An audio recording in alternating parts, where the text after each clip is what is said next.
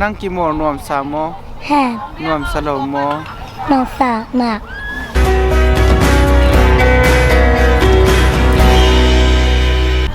นั่งกลุ่มบางสาวพุตานียเลย ดีจ้ะ กลุ่มงานเนาะนั่งไล่เสียงโทรรถงานนาทียัง แห่ง ขาดองเย็นเวเลย Devete pa compi sono panate mite pernale toite apote ne canato cane camarte a te tenare ตัวตึงเบิกโม ตัวตั้งใจต้องกินแต่ที่ต้องกินบางเนี่ย มาตอนนั้นนั่นรถงาขีกลายอยู่โม โอเค น่าเซนเซนว่านั่งดองมาตัวนี้อยากจังนู่ตะกี้เอาไว้ตาวไงก็เก็บตัวนี้ปะตวงโตอยากกินหมูขาUS กำสูงๆอ่ะกินล็อกดองซะ กินหมูฮักเบอร์ไหม กินหมูหักมาไหมพักกี่ห้องใต้จังอ่ะพักอ่ะวากจิน่าสูงลักกี่วากเทโลอ่ะจิน่าโลแต่ต้องวากเทจวนโลพักกี่ห้อง ก็แบบ อย่าเชียนมวนจังก็ไม่เชียนมวน ก็มันเท่กี่ กาเนโมมันกาเนลายโนโมล่ะ เป็นปากเป็นมาลายเร็วเด้อ It's okay นี่มันอะไรหลวดนี่ป้ามันอะไรหลวด โอเคอยู่ ป้าจะได้อะไรหลวดป้าด้วยเห็นมาโอ้ย วังจิแก เห็นมาโอ้ยป้ามาจัง พอบอลลูกซุยกว่าแต่ย่ะมีแต่บังไง มีแต่ป้าต้องหรอ พิมโมโนบังนี้ ama awa ato tanga jin chiang ang ta jin ho bo ya ama lak mek bút lai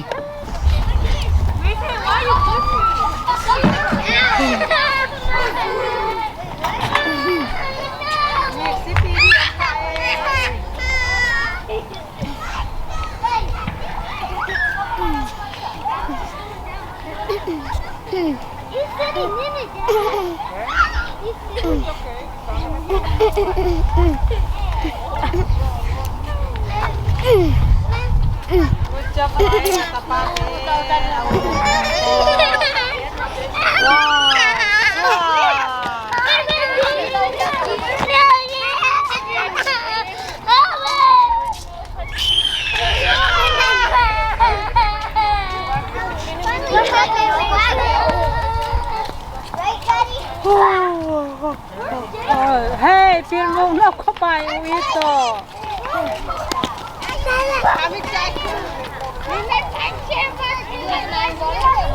ไอ้ซ้ำ pa film ki thei chak da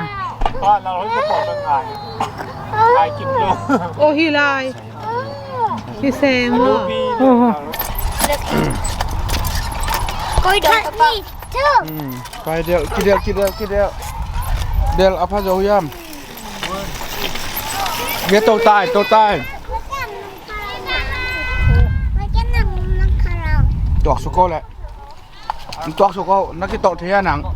ต้องงับฟังเจอ กิโตเทมอกิโตเทโล Cái bé bố hay tỏ cái tỏ chứ ปูให้เบกตอกกิโตเทมอ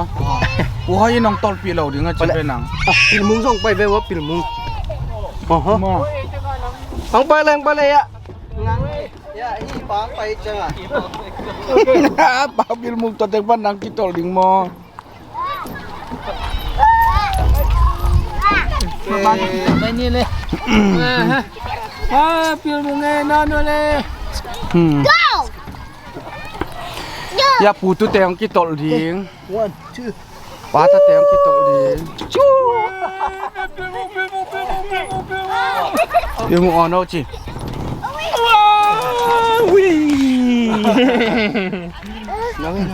ตุนังนักกิโตงามตาเดียนังเกียกิโตงามตาดึงมอกิโตงามน้อยแล้วดึง Only one time Cause cái mô tô lấy quá ai mo to lai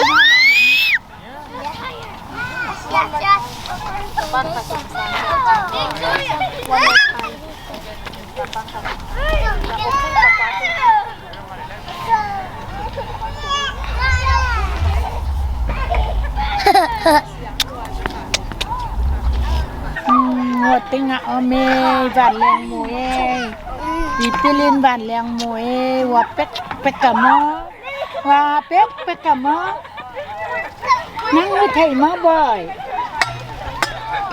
màเป็นจังหวัดเลย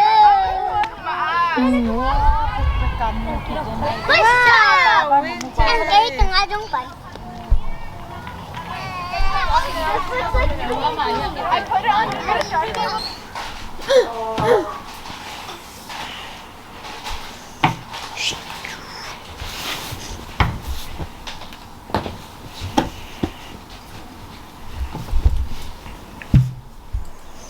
Hello. Kuya. Hey, how are you?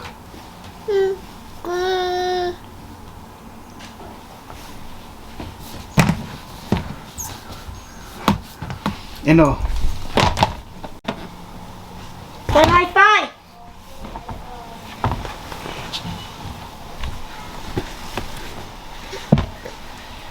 Pin mo hoa bang.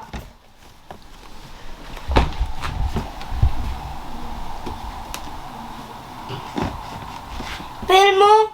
hoa bang niya.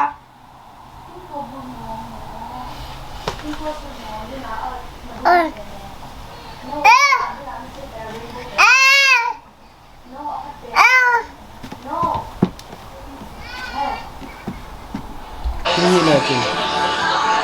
More.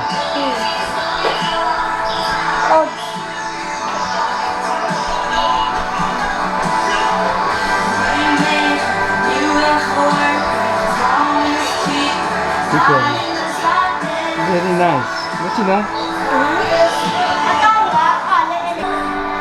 The background of it.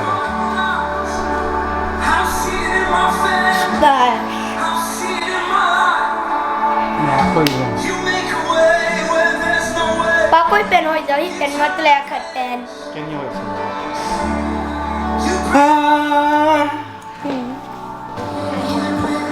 Riêng trong chỉ bộ bóng đi được.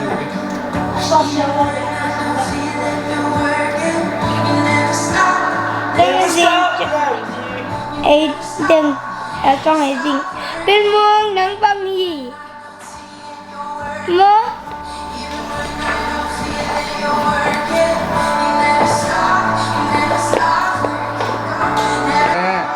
Hi guys, today yesterday I bought these LED lights and we didn't know where to put them, so my dad suggested to put it behind the TV. So today we put it behind the TV. It took like 7 minutes and now it's very cool. I like it a lot. And it looks better when we turn the lights off.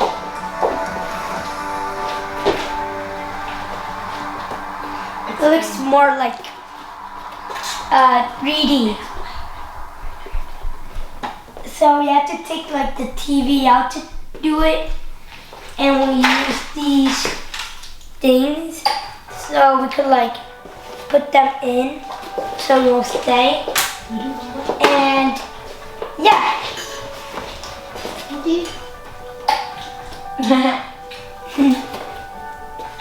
Which one has the better lighting, guys? When it's off or on? You mean when And I've got a net when the lights are off or the lights are down below. Make sure to subscribe, turn on the post notifications, and like The video.